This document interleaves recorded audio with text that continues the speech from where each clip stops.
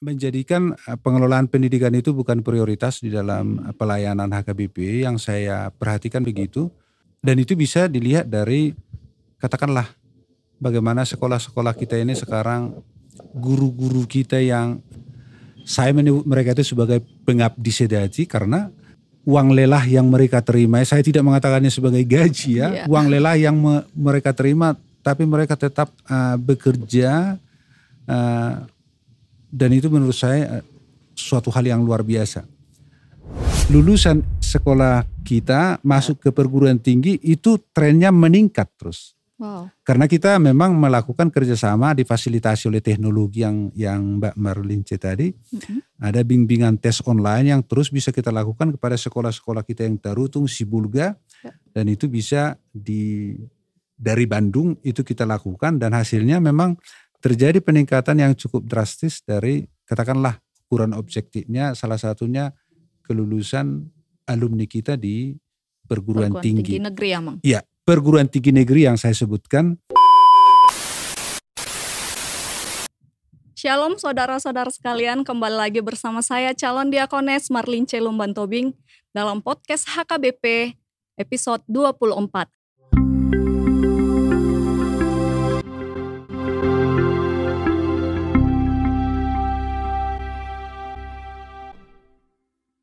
Hari ini kita akan membahas tentang pendidikan yang ada di HKBP. Nah, sekarang kita sudah kedatangan tamu yang menjadi narasumber kita, yaitu seorang bapak yang sangat inspiratif dalam mengembangkan pendidikan HKBP. Bapak tersebut juga masuk dalam keanggotaan BPP HKBP. Nah, apa kabar Amang? Shalom, itu Marlince, kabar baik. Ya, terima kasih Amang sudah bersedia menghadiri undangan kami sebagai narasumber di podcast HKBP. Sekarang kita akan berbincang-bincang Amang mengenai tentang pendidikan di seputar HKBP ini. Tetapi sebelumnya nih Amang, karena teman-teman semua belum mengenal siapa Amang, ada baiknya kalau Amang perkenalan dulu nih sama penonton yang ada di rumah. Oke. Shalom para pemirsa podcast HKBP. Saya Albiner Siagian, sehari-harinya bertugas di Universitas Sumatera Utara sebagai guru besar di Fakultas Kesehatan Masyarakat, dan pada saat ini dipercaya oleh pemerintah menjadi rektor di Institut Agama Kristen Negeri Tarutung di Tapanuli Utara. Latar belakang pendidikan saya menempuh pendidikan sarjana jurusan teknik kimia, dan kemudian saya melanjutkan pada studi magister pada bidang gizi masyarakat, demikian juga studi doktoral bidang gizi masyarakat. Jadi saya sekarang diperbantukan di IAKN Tarutung. Dan juga seperti itu Marlince bilang tadi, pucuk pimpinan HKBP memberi amanah kepada kami untuk menjadi salah satu anggota Badan Penyelenggara Pendidikan HKBP yang saat ini diketuai oleh Ibu Devi Panjaitan Boru Simatupang. Demikian. Baik, terima kasih Amang perkenalannya. Tentunya kita akan membahas tentang pendidikan di HKBP Amang. Tetapi sebelumnya nih, mungkin masih banyak para bapak ibu atau penonton semua yang belum mengetahui apa sih sebenarnya BPP. Boleh Amang terangkan? Oke.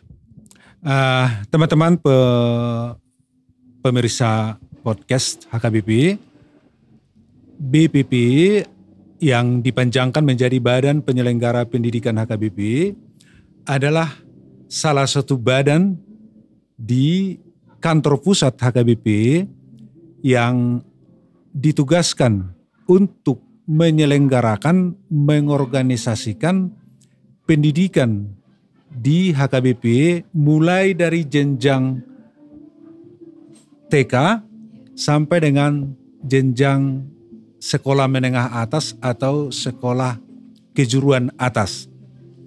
Dan ada dua kelompok besar sekolah di HKBP yang saya sebutkan tadi, mulai dari TK, PAUD, sampai dengan sekolah menengah atas. Ada itu di bawah kantor pusat HKBP. Itulah yang diselenggarakan oleh Badan Penyelenggara Pendidikan HKBP. Tapi banyak juga, dan ini lebih banyak, sekolah-sekolah yang berada di bawah gereja. Iya. Di bawah gereja, dan itu tentu diselenggarakan oleh yayasan yang dibentuk oleh gereja itu. Jadi yang dikelola BPP adalah sekolah-sekolah yang berada di bawah naungan kantor pusat HKBP, dan itu ada sebanyak 31 sekolah.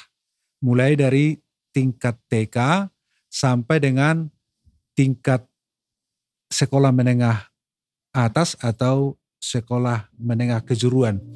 Itu ada di 5 lokasi, 5 daerah. Ada di Pematang Siantar, dan itu BPP membentuk satu yayasan pendidikan HKBP Pematang Siantar untuk mengelola pendidikan yang berada di kota Siantar dan sekitarnya. Ada di wilayah Toba di Balige, dan itu juga dikelola oleh Yayasan Pendidikan HKBP Toba. Ada di Tapanuli Utara, dikelola oleh Yayasan Pendidikan HKBP Tapanuli Utara, yang kebetulan saya di situ menjadi ketua yayasan di Tapanuli Utara ini. Dan di Tapanuli Utara ini sekolahnya paling banyak, itu ada 10 sekolah di bawah BPP di Tapanuli Utara, demikian juga di Humbang Hasundutan dan juga di Sibolga. Jadi itulah sekolah yang dikelola oleh BPP, selainnya adalah dikelola oleh gereja atau mungkin dikelola oleh distriknya, begitu. Sangat jelas ya pemirsa semua. Nah, terkait tentang BPP itu Amang, ini ada nih pertanyaan dari sosial media kita. Dari teman kita @Rivaldo Simanjuntak. Nah, dia bertanya, apakah kesuksesan hanya dapat diraih oleh pendidikan saja? Barangkali perlu saya sampaikan bahwa yang barangkali dimaksudkan pendidikan oleh Rivaldo tadi adalah pendidikan formal, bersekolah begitu. Tapi pendidikan juga bukan hanya itu, pendidikan non formal. Karena itu terkait dengan pertanyaannya, apakah kesuksesan hanya bisa diraih melalui pendidikan? Tentu saja tidak. Karena pendidikan adalah salah satu sarana untuk meraih kesuksesan. Ada kerja keras, ada usaha keras, ada kesempatan, ada peluang, tentu kombinasi dari itu. Tapi syarat memang ya tentu orang memerlukan pendidikan, memerlukan keterampilan yang juga bagian dari pendidikan untuk meraih kesuksesan. Di sana ada kerja keras, ada peluang, ada kesempatan, dan juga ada iklim atau lingkungan yang mendukung kepada kesuksesan itu. Ya, udah jelas ya teman yang bertanya. Nah, ini nih Amang, ada lagi pertanyaan. Sebenarnya ada berapa badan pendidikan yang dimiliki oleh HKBP sendiri? Ya, mungkin yang dimaksudkan oleh penanya badan pendidikan, saya maknai begini. Sebenarnya HKBP itu mengelola banyak jenis pendidikan. Yang saya sebutkan tadi tentu mulai dari PAUD sampai dengan SMA atau SMK ada. Yang di bawah kantor pusat dan juga di bawah gereja-gereja atau di bawah resort. HKBP juga mengelola universitas. HKBP memiliki 2 universitas sekarang, yaitu Universitas HKBP Nomensen Medan dan juga Universitas HKBP Nomensen Pematang Siantar. Itu sudah terpisah. Artinya itu sudah memiliki rektor yang berbeda dan itu 2 universitas. Selain itu tentu HKBP mengelola sekolah tinggi teologi, sekolah pendeta, sekolah tinggi Bibelvrouw, sekolah tinggi diakones, dan juga kita punya sekolah tinggi kesehatan, STIKES HKBP yang ada di Balige yang lulusannya antara lain adalah Akademi atau keperawatan itu. Jadi HKBP memiliki banyak sekolah sebenarnya. Bahkan dulu HKBP itu memiliki sekolah tukang ST di Parparean.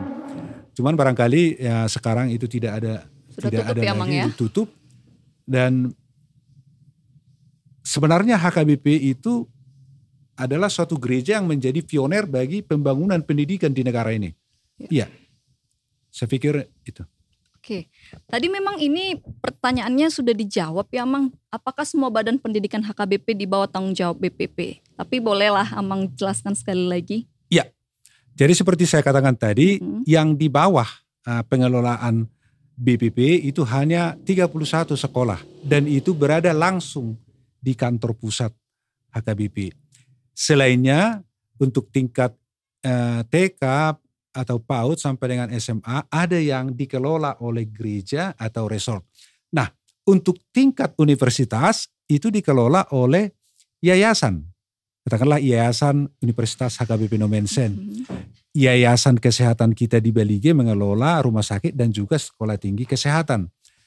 Ada yang mengelola misalnya STT, Sekolah Tinggi Bibel Fros, Sekolah Tinggi Guru Huria, Sekolah Tinggi Diakones, itu dikelola oleh lembaga sendiri yang terpisah, tapi semuanya itu di bawah HKBP. Baik. Tapi yang BPP hanya mengurus sekolah yang saya sebutkan tadi, dari tingkat SD sampai dengan SMA dan SMK, dan itu pun hanya yang berada di kantor, di bawah kantor pusat HKBP. Iya, Amang. Berarti cuma 31 sekolah tadi yang ada di bawah naungan BPP. Ya. Kalau misalnya nih dikira-kira nih Amang, baik dari BPP sendiri ataupun dari yayasan milik gereja atau distrik atau yang dikelola sama yayasan seperti sekolah tinggi, kira-kira jumlah semua yayasan pendidikannya HKBP itu sudah sebanyak apa ya Amang? Ya, jadi memang kita akui bahwa terjadi penurunan drastis dalam jumlah sekolah-sekolah yang dikelola oleh HKBP. Walaupun saya tidak memiliki data yang lebih valid, tapi kalau tidak salah itu tidak kurang lebih sekarang ada 100-an sekolah yang masih dipunyai oleh HKBP, baik yang di bawah BPP maupun di bawah gereja atau resort. Ya. Pastinya ada tenaga pengajar dan pegawai yang berada di sekolah-sekolah HKBP Amang. Kalau kita boleh tahu jumlah murid pada tahun ini 2022 dan pegawai dan staf yang bekerja di pendidikan HKBP itu sendiri ada berapa banyak Amang? Kalau di keseluruhan HKBP saya tidak tahu, tapi yang di BPP saya mengambil contoh di Tapanuli Utara misalnya, kita punya 10 sekolah yang di bawah BPP di Kabupaten Tapanuli Utara. Mulai dari Tarutung, Siborong-Borong sampai dengan Pangaribuan. Jadi kalau ada 10, karena kita mengelola SD, SMP, SMA, dan SMK, maka guru kita sekarang sekitar 100 orang di wilayah Tapanuli Utara. Dan ini yang terbanyak. Kalau dikumpul guru-guru sekarang yang di bawah BPP, kalau kita kalikan misalnya 31, kurang lebih sekitar 300 orang guru yang di bawah BPP. Kalau yang di bawah gereja-gereja atau resort-resort saya kurang tahu. Dan terkait dengan jumlah guru, kalau jumlah murid, berdasarkan kalau data yang saya peroleh, misalnya di Siborong-Borong itu muridnya sekitar 300-an orang SD, kemudian di SMA 1 dan SMA 2 Tarutung itu sekitar 500-an orang muridnya, kemudian ada SD Sipoholon itu sekitar 110 orang, SD Pangaribuan saya kemarin ke sana sekitar 120 orang. Di Tapanuli Utara ini kurang lebih murid-murid yang di bawah BPP itu bahkan mungkin sampai 1.000 atau 1.100 orang. Data realnya memang saya tidak karena saya belum memiliki laporan data siswa baru yang baru diterima sekarang. Baik, terima kasih Amang untuk penjelasannya. Itu seputar HKBP tentang pendidikannya, gambaran umumnya, ya kan Amang? Nah, seperti yang kita tahu nih Amang, bahwa pada zaman dahulu kala, kedatangan misionaris terdahulu adalah pelayanan mereka adalah pelayanan yang sangat holistik. Ya. Nah, itu jugalah yang kemudian dilakukan oleh HKBP. Ya. Artinya selain pelayanan spiritualitas, terdapat pelayanan kesehatan dan pelayanan pendidikan yang kita kenal dengan istilah pergodungan. Ya. Namun tidak dapat dipungkiri nih Amang, saat ini sistem pergodungan yang kita lakukan selama ini mengalami penurunan. Ya. Di bidang pendidikan, ada sekolah-sekolah HKBP yang terpaksa tutup karena 1 dan 2 hal. Nah, bagaimana nih tanggapan BPP akan fenomena itu Amang? Oke, terima kasih.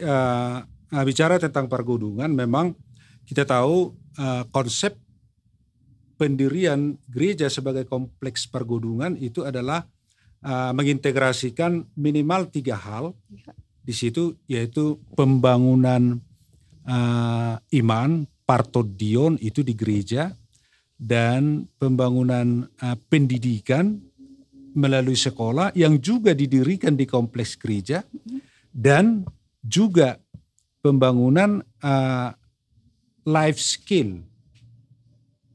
Ada di situ kompleks pertanian dan juga kesehatan. Ya. Itulah yang disebut kompleks pergodungan yang memuat 3 hal itu. Kenapa disebut pergodungan? Karena memang filosofinya adalah barang siapa yang sudah mempersembahkan dirinya melayani di gereja, jangan lagi tawar hatinya. Seperti orang masuk ke dalam godung, yaitu lubang yang digali dalam. Ya, ketika orang sudah masuk ke dalam, gak bisa lagi keluar. Itu konsep pergodungan. Barang siapa yang mempersembahkan dirinya menjadi pelayan di gereja, jangan lagi tawar hatinya, jangan, harus tetap menjalankan itu. Nah, terkait dengan itu tadi, memang sekarang ini agak sulit kita menerapkan yang disebut konsep pergodungan itu pada gereja-gereja yang baru karena keterbatasan dalam berbagai aspek.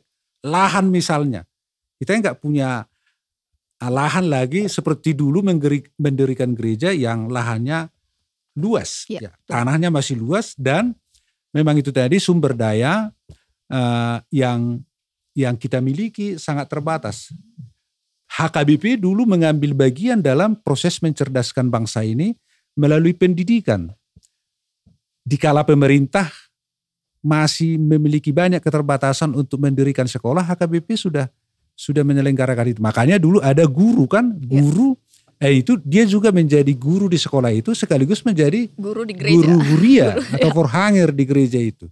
Ya, jadi BPP dalam hal ini sesuai dengan tugasnya, dan pimpinan HKBP mengamanahkan untuk paling tidak yang pertama adalah mempertahankan sekolah-sekolah yang ada di HKBP, khususnya dulu.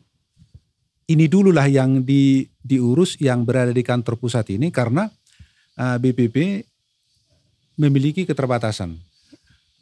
Tapi kami melalui Ibu Ketua berkomitmen berupaya mempertahankan sekaligus secara perlahan-lahan mengembangkan pahehehon sekolah-sekolah yang sekarang berada di BPP HKBP, sekaligus beberapa sekolah yang di luar BPP kami juga berkomitmen melakukan semacam pendampingan kepada sekolah-sekolah yang saya sebutkan tadi di bawah distrik atau di bawah resort atau di bawah gereja. Kira-kira itu yang bisa kami lakukan, dan untuk itu BPP yang pertama sudah mencoba membenahi berbagai aturan yang selama ini belum rapi aturannya, maka kami coba membenahi aturan bagaimana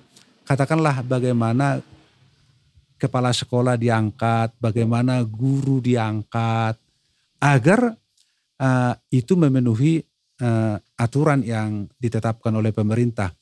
Juga bagaimana sekolah itu diselenggarakan, pemerintah mengamanatkan bahwa sekolah-sekolah itu harus dikelola oleh yayasan, maka kita sudah membentuk yayasan itu. Di samping kita juga membenahi gurunya.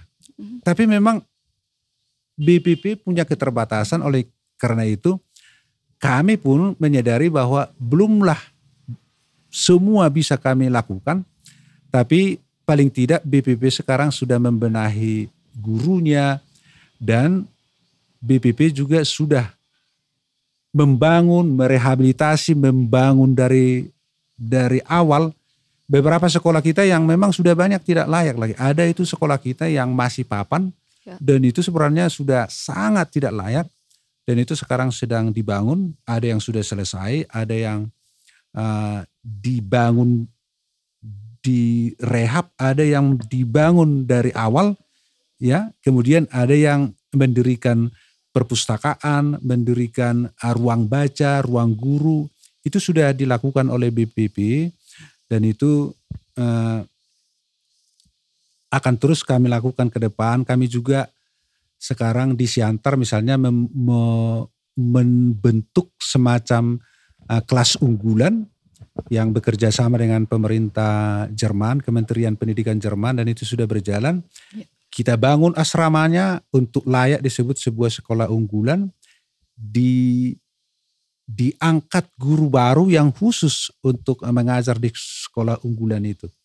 Itulah sebagian yang upaya kecil yang dilakukan oleh BPP. Paling tidak saya katakan tadi, agar sekolah kita ini jangan surut lagi, jangan berkurang lagi baik kuantitas maupun kualitas. Ya, artinya walaupun memiliki keterbatasan, pastinya ada usaha. Ya. Walaupun sedikit demi sedikit, artinya kita mulai dari hal-hal kecil dulu ya Amang untuk pengembangan agar tidak menurun lagi. Ya. Nah, tadi kan sudah Amang singgung nih mengenai tutupnya sekolah pertukangan HKBP. Apakah itu menjadi salah satu programnya BPP untuk membangun kembali, masuk dalam salah satu program atau bagaimana Amang? Terkait itu saya kurang tahu, tapi kalau yang di BPP kami hanya ditugasin oleh pimpinan HKBP untuk mengurus sekolah yang saya sebutkan tadi. Yang sudah sedang berkembang. Nggak tahu pun sekolah tukangnya masih ada atau pertukangannya masih ada barangkali. Tapi kalau yang sekolahnya menurut saya sudah tidak ada lagi. Baik Amang. Nih ada juga nih Amang pertanyaan dari netizen. Pasca Aprilia BB. Mengapa pendidikan di HKBP bergeraknya sangat lambat? Itu pertanyaannya Amang. Ya, terkait dengan lambat itu relatif. Artinya lambat itu kalau dibandingkan dengan yang lain. Itu. Ya, jadi itu relatif. Tapi secara umum kita harus menyadari, kita harus jujur bahwa ada semacam katakanlah perlambatan atau penurunan baik kuantitas dan kualitas sekolah-sekolah di HKBP, khususnya yang level sekolah menengah atas ke bawah ini. Itu saya pikir harus menjadi pekerjaan rumah bersama. Yang saya lihat memang ada semacam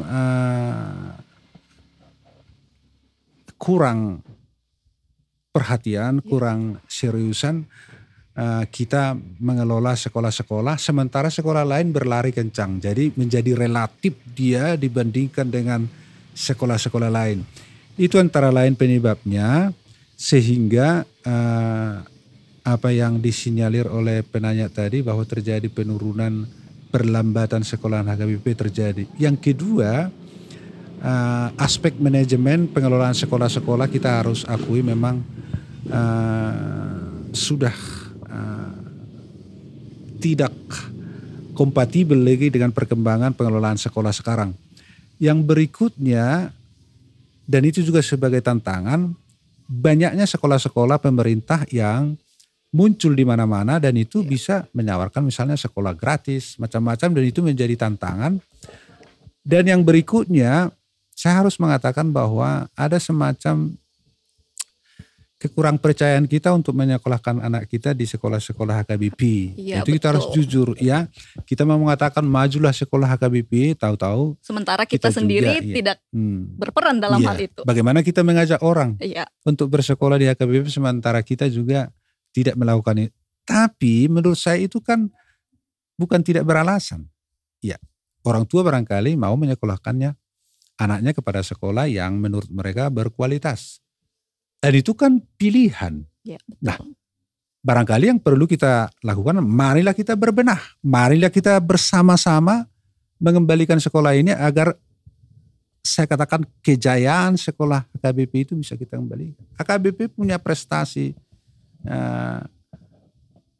catatan emas dalam penyelenggaraan sekolah-sekolah dulu. Kita punya SMK Siantar, SPG HKBP dulu, ya, SMA. Makanya didirikan dulu 2 SMA di Tarutung ini berdekatan karena memang tak sanggup lagi menampung. Saking banyaknya peminat ya, udah, ya. Cara yang paling mudah adalah ya udahlah dirikan lagi 1 SMA. Ya. Gitu dulu. Jadi memang dulu itu HKBP jaya, tapi yang saya katakan ini seolah cerita romantisme ini, tapi memang ya itulah kenyataannya. Bagaimana kita sekarang bahu-membahu semua yang warga HKBP, yang cinta HKBP, mari kita ya menghadapi kenyataan ini. Tapi ya kita harus optimistis bahwa kita bisa membangkitkan kembali sekolah-sekolah HKBP. Karena punya kita, milik kita, dan harus kita juga yang berperan ya Amang tentu ya. Saja, ya. Tapi itu tadi ya kita juga harus fair bahwa ya bagaimana ruas kita, jemaat kita percaya kalau kualitas kita tidak baik. Betul, betul sekali Amang. Ini Amang tanpa bermaksud nih untuk menghakimi atau menjadikan suatu peristiwa atau seseorang sebagai kambing hitam akan fenomena tersebut. Menurut Amang sebagai anggota BPP HKBP, apa yang selama ini salah satu namun sering kita lakukan di pelayanan pendidikan? Apa yang selama ini yang sering kita lakukan, yang mungkin yang salah yang sering kita lakukan di pendidikan, di pelayanan pendidikan di HKBP? Iya, jadi memang agak sulit mengurainya, tapi yang mau saya katakan bahwa memang ada semacam menjadikan pengelolaan pendidikan itu bukan prioritas di dalam pelayanan HKBP, yang saya perhatikan begitu. Dan itu bisa dilihat dari katakanlah bagaimana sekolah-sekolah kita ini sekarang, guru-guru kita yang katakanlah saya menyebut mereka itu sebagai pengabdi sejati, karena dengan katakanlah uang lelah yang mereka terima, saya tidak mengatakannya sebagai gaji ya, uang lelah yang mereka terima, tapi mereka tetap bekerja, dan itu menurut saya suatu hal yang luar biasa. Saya mengatakan bahwa memang ada pendidikan itu tidak menjadi prioritas, terutama yang level SMA ke bawah ini. Ya, baik di gereja maupun di level-level yang lain. Salah satu kesalahan yang sering dilakukan ya Amang ya? Atau tidak mengatakan sering, tapi memang itulah yang terjadi. Kalau boleh saya katakan mungkin tidak mendapat perhatian yang cukup untuk itu. Untuk tenaga pengajarnya sendiri. Termasuk gedungnya, semuanya yang terkait dengan penyelenggaraan pendidikan. Ya. Ini nih Amang kelanjutan tentang pertanyaan tadi nih, ada dari netizen @valenmss. Bagaimana cara BPP menangani pemerataan kesejahteraan guru di sekolah di bawah naungan HKBP itu sendiri? Oke. Memang itu menjadi persoalan yang pelik. Karena bagaimanapun kualitas pendidikan itu pastilah terkait dengan kesejahteraan guru. Tadi sudah saya katakan bahwa bahkan saya tidak berani mengatakan itu sebagai gaji, hanya sebagai uang lelah, uang terima kasih atas bakti pengabdian mereka. Ya, memang BPP itu menjalankan aktivitasnya itu katakanlah dengan dalam upaya mengelola sekolah-sekolah yang di bawah kantor pusat tadi itu dengan sumber dayanya sendiri, dengan sumber daya BPP sendiri. Kebetulan ya saya sebutkan tadi di sana ada Ibu Devi yang dengan sepenuh hati mau menolong, dan oleh karena itu sebenarnya harapan kami sebagai BPP bagaimana guru-guru yang berada di bawah pengelolaan BPP, penyelenggaraan BPP ini masuk dalam daftar yang kalaulah misalnya terwujud nanti apa yang disebut dengan sentralisasi keuangan HKBP, kami memohon dan dalam beberapa pertemuan saya sudah sampaikan itu agar mereka dimasukkan sebagai pihak-pihak dalam sentralisasi anggaran itu agar tingkat kesejahteraan mereka bisa lebih baik lah kalau mereka dimasukkan dalam daftar pengelolaan sentralisasi anggaran itu. Karena saya katakan bahwa mereka juga pelayan juga kan. Mereka parhalado juga sebenarnya walaupun mereka tidak martohonan, tapi mereka pelayan juga. Mereka mendidik anak-anak kita juga. Bisa kita bayangkan ada itu guru yang menerima katakan yang curi payah itu bahkan itu di bawah 1 juta. Dan itu menurut saya sudah amat perlu diperhatikan, dan salah satu cara menurut saya adalah bagaimana kalaulah nanti sentralisasi keuangan HKBP itu bisa diwujudkan agar guru-guru ini masukkan situ, karena BPP kan periodik. Ya, dan barangkali ya mungkin kami ini 2 tahun lagi akan berakhir dan tidaklah tepat kalau urusan gaji termasuk uang pensiun itu mestinya dikelola oleh HKBP. Karena BPP itu adalah badan yang berganti-ganti, dan itu tadi bagaimana mungkin kita mengandalkan perorangan untuk apalagi terkait dengan honor atau gaji guru. Karena ya kebetulan ada orang yang baik saja misalnya kan begitu. Nah, ada sudah memberikan tenaganya juga finansial barangkali itu kan sudah sangat kita apresiasi, dan ketika mereka nanti berakhir periodenya kan ya belum tentu seperti itu juga yang berikutnya. Makanya itu perlu dilembagakan ya agar proses sedikit ada peningkatan kesejahteraan guru. Baik, artinya itu menjadi pekerjaan kita, PR kita ya Amang sebagai yang memperhatikan, siapa lagi kalau bukan kita ya Amang ya. Artinya kita bisa menyuarakan. Menghadapi fenomena tersebut nih Amang, bagaimana sih kinerja BPP untuk menyukseskan pelayanan di bidang pendidikan di HKBP? Ya. Sampai sejauh ini. Ya, jadi memang kami juga kami harus akui kami adalah orang yang terbatas karena memang keseharian kami juga kan memiliki pekerjaan. Atas dasar itulah bagaimana cara lebih mengefektifkan upaya BPP, maka BPP agar mata rantai manajemen pengelolaan itu tidak terlalu panjang, maka BPP tadi saya katakan membentuk 5 yayasan untuk mengelola sekolah-sekolah yang berada di bawah 5 daerah itu, yaitu Siantar, Toba, Sumbang Hasundutan, Tapanuli Utara, dan Sibulga. Jadi masing-masing ini dikelola oleh yayasannya sendiri-sendiri, dan ketua-ketua yayasannya adalah anggota BPP itu. Itu salah satu cara untuk memperpendek rantai birokrasi manajemen pengelolaan itu. Lalu selain itu BPP juga berupaya untuk katakanlah bagaimana anak-anak sekolah kita ini sekarang agar sedikit memiliki daya saing. BPP juga menyelenggarakan semacam bimbingan tes khusus yang bekerja sama dengan lembaga penyelenggara bimbingan tes, BPP juga melakukan beberapa pembinaan dan juga upgrading guru, dan kita juga mendorong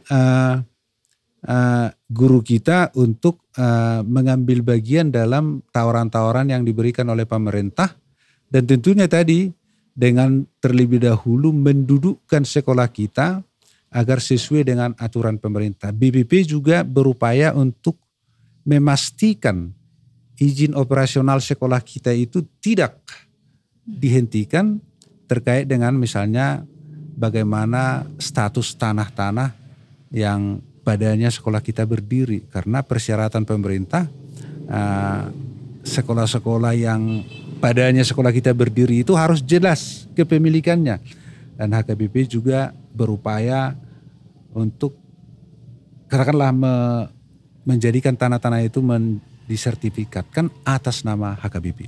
Baik, itu merupakan kinerja yang sudah dilakukan oleh BPP sejauh ini ya para penonton sekalian.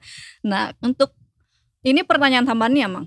Kalau misalnya nih tenaga pendidik atau pengajar yang berada di bawah naungan BPP itu sendiri, apakah itu berasal dari, seperti kita kan punya universitas nih, HKBP Nomensen, pastinya ada pendidikan keguruan gitu ya, Mang ya. Apakah kita langsung memakai dari universitas, tamatan dari universitas HKBP, atau ada juga peluang dari universitas-universitas lain untuk boleh bergabung dengan kita? Iya, terima kasih atas pertanyaannya. Sejauh ini rekrut guru yang dilakukan oleh BPP itu tidak membatasi dari mana. Kita buka, bahkan itu diumumkan secara terbuka, dan siapa yang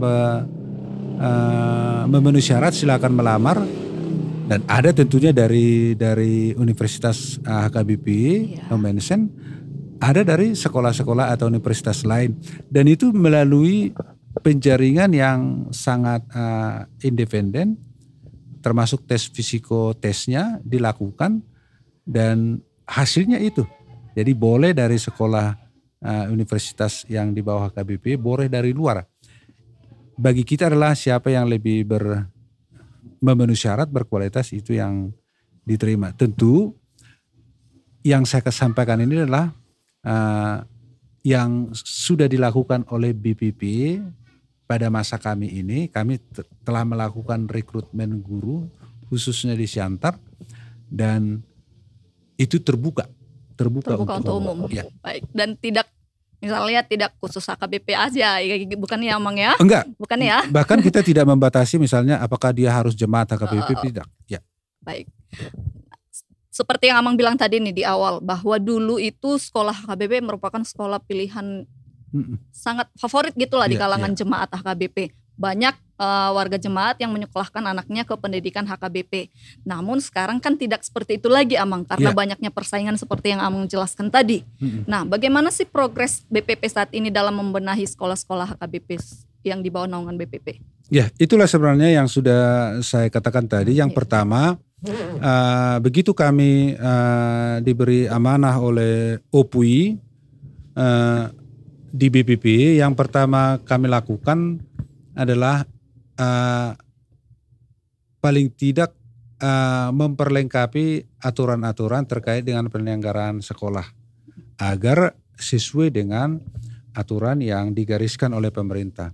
Yang kedua, sambil berjalan, yang menjadi prioritas kita yang kedua, kami di BPP yang kedua adalah bagaimana menjadikan sekolah itu layak untuk tempat belajar. Oleh karena itu terjadi pembangunan rehabilitasi sekolah-sekolah yang di bawah BPP itu, dan itu sekarang berlangsung. Ada yang sudah selesai, ada yang sedang dibangun, dan ada yang akan dibangun. Itu tentu karena sarana itu sangat menentukan bagaimana proses belajar mengajar di sana. Yang kedua, BPP mendirikan kelas unggulan, belum sekolah unggulan. Masih kelas unggulan. Masih kelas unggulan yang saya sebutkan tadi, bekerja sama dengan Kementerian Pendidikan Jerman, dan itu sudah berjalan di Siantar. Kita juga merekrut guru baru untuk bisa mengajar pada apa yang disebut sebagai kelas unggulan. Jadi memang seleksinya agak khusus karena memang mereka diperuntukkan untuk sekolah unggulan.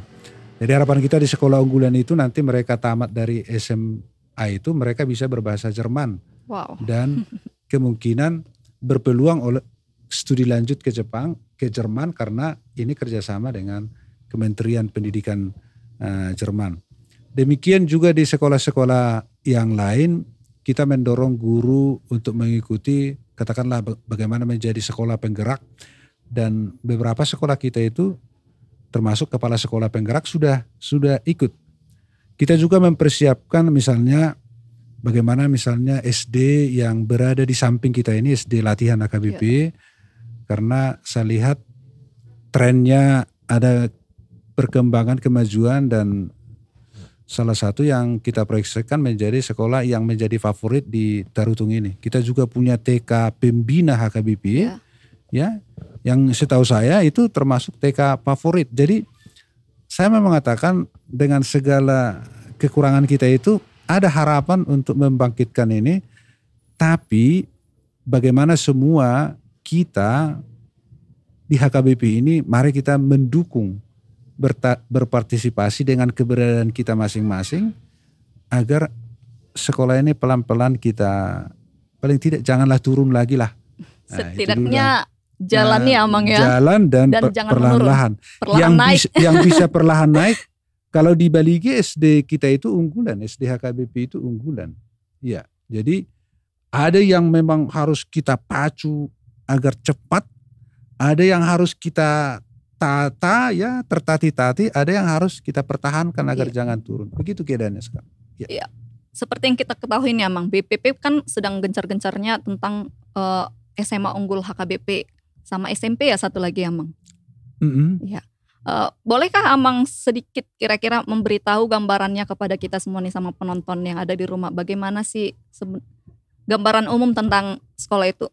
Ya, jadi sekolah itu sebenarnya yang kita sebut adalah kelas unggulan. Jadi belum sekolahannya. Belum sekolah ya, tapi ada satu kelas yang kita plot dia menjadi kelas unggul. Ya. Jadi unggulnya antara lain, unggul kan bisa dalam arti berbeda dari kelas yang lain, berbeda dari sekolah yang lain. Karena itu tadi, jadi kita berharapkan karena muridnya, siswanya itu diasramakan. Ya. Dan ada guru yang memang ditugaskan di situ dari Jerman, Kementerian Jerman, mengajari siswa berbahasa Jerman, dan mereka tinggal di asrama, dan dengan demikian mereka tanda kutip diwajibkan di asrama itu berbahasa Jerman. Wow. Iya, jadi kurang lebih begitu. Dan selain itu di kelas unggulan itu guru-guru yang mengajar itu memang guru-guru yang cakap untuk mengajar pada kelas yang disebut kelas unggulan. Karena itu kita rekrut khusus.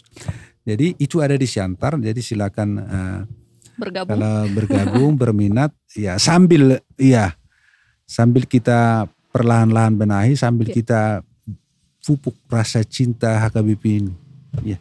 Baik Amang, terima kasih. Pastinya itu tidak terlepas dari teknologi zaman sekarang ini nih Amang yang semakin canggih dan mewajibkan setiap orang memiliki daya saing yang baik untuk memakai itu semua. Nah, upaya apa yang sudah dilakukan BPP untuk melahirkan generasi yang memiliki daya saing melalui pendidikan? Ya, jadi sebenarnya pertanyaannya sudah kurang lebih terulang ya, tapi ya Bapak upaya itu sudah saya sebutkan tadi. Intinya kan BPP menyelenggarakan pendidikan dan agar putra-putri kita yang bersekolah di sekolah-sekolah yang dikelola oleh BPP itu memiliki daya saing, ya tentu kita harus membenahi berbagai aspek terkait dengan pengelolaan pendidikan. Apakah sarana, prasarana, kurikulum, guru. Ya, itu kita benahi perlahan-lahan. Karena seperti saya katakan tadi, BPP ini menjalankan kegiatannya itu atas katakanlah sumber dayanya sendiri. Ya, jadi tentu kami punya keterbatasan baik dari aspek waktu, tenaga, dan finansial. Tapi itu tadi kami berupaya sekarang misalnya bagaimana sekolah-sekolah itu bisa berkembang dan puji Tuhan hasilnya sudah ada. Sebagai ukuran yang paling objektif misalnya kelulusan lulusan sekolah kita masuk ke perguruan tinggi itu trennya meningkat terus. Wow. Karena kita memang melakukan kerjasama difasilitasi oleh teknologi yang Mbak Marlince tadi. Ada bimbingan tes online yang terus bisa kita lakukan kepada sekolah-sekolah kita yang Tarutung, Sibulga. Dan itu bisa dari Bandung itu kita lakukan dan hasilnya memang terjadi peningkatan yang cukup drastis dari katakanlah ukuran objektifnya salah satunya kelulusan alumni kita di perguruan tinggi negeri ya Mang? Iya, perguruan tinggi negeri yang saya sebutkan dan target kita ke depan seperti arahan Ibu Ketua, kita mendorong mulailah alumni kita itu masuk ke perguruan tinggi favorit. Iya.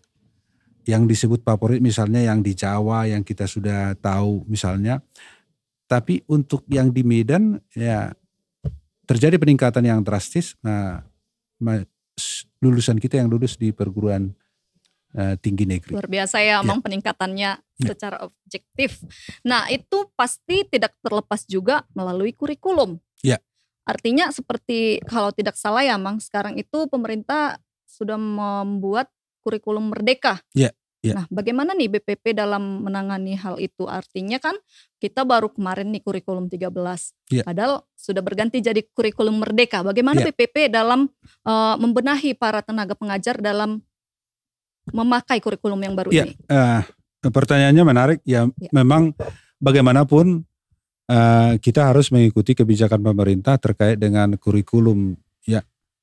Dan bagaimanapun sekarang pemerintah sudah mengenalkan kurikulum Merdeka Belajar atau Belajar Merdeka yang dicanangkan oleh Menteri kita. Dan memang terus terang beberapa sekolah, bukan hanya sekolah HKBP, masih meraba seperti apa yang disebut dengan kurikulum Merdeka itu. Oleh karena itu sekarang banyak bermunculan tawaran-tawaran untuk bagaimana pelatihan guru, pelatihan penyusunan kurikulum, pelatihan rencana pembelajaran agar sesuai dengan kurikulum Merdeka. Kami dari BPP berdasarkan masukan dari beberapa sekolah berharap ke depan bisa menyelenggarakan semacam pelatihan bagi guru untuk bagaimana mereka tahu apa itu sebenarnya kurikulum Merdeka. Baik. Bagaimana itu bisa dijalankan. Dan itu sedang kita pikirkan dan kita cari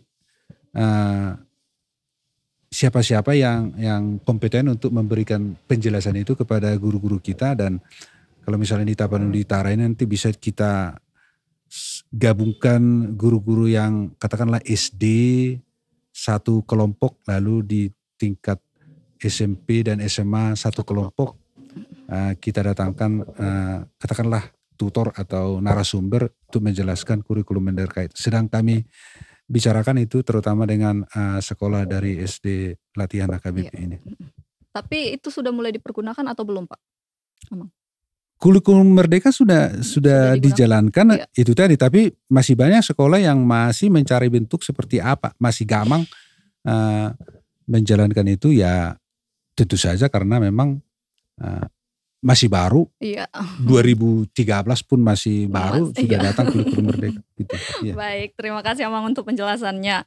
Nah, pastinya BPP sendiri punya harapan nih selama periode 2020 sampai 2024. Ya. Harapan untuk kedepannya selama periode ini Amang, bagaimana untuk BPP sendiri dan pendidikannya? Ya, kami dari BPP HKBP berharap bahwa HKBP secara umum memberi perhatian yang serius pada penyelenggaraan sekolah-sekolah pendidikan HKBP.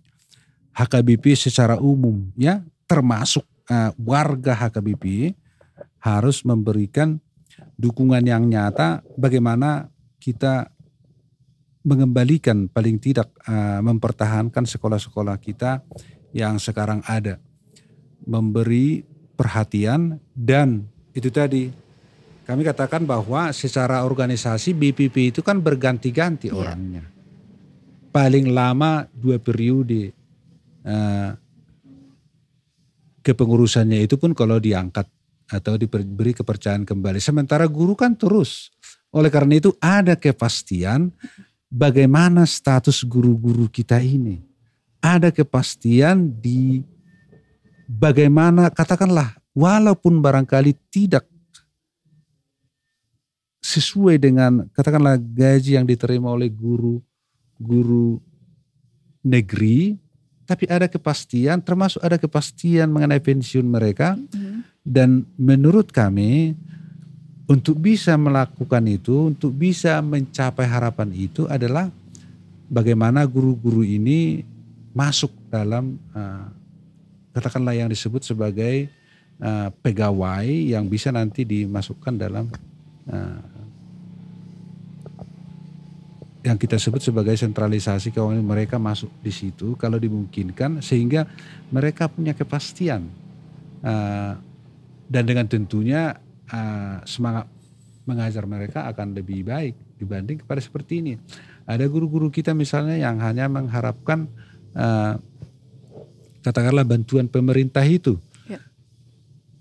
Ada sekolah kita yang tidak memungut uang sekolah sepeser pun dari mahasiswanya, dari siswanya, dan itu bisa berjalan sampai hari ini. Ya. Sekolahnya masih jalan dan gurunya masih melakukan pekerjaannya dengan tulus. Dan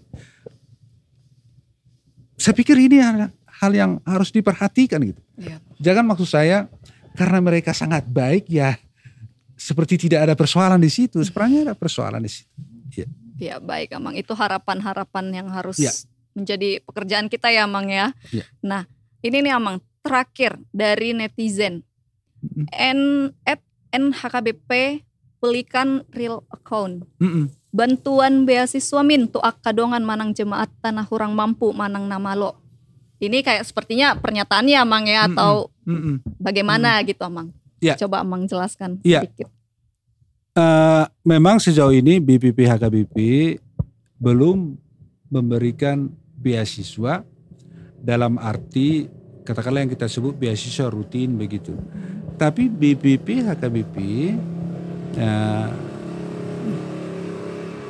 memfasilitasi katakanlah guru atau murid yang mengikuti berbagai pelatihan, misalnya BPP memfasilitasi itu. Oleh karena itu terkait dengan beasiswa yang saya sebutkan tadi, BPP ini kan periodik, itu perlu dilembagakan dan harapannya memang ada semacam ya bapak angkat bagi anak-anak kita yang mungkin secara finansial kurang mampu agar mereka bisa melanjutkan studinya. Kalau perlu misalnya ada kriteria tertentu, apakah berdasarkan nilai misalnya, itu bisa dilakukan.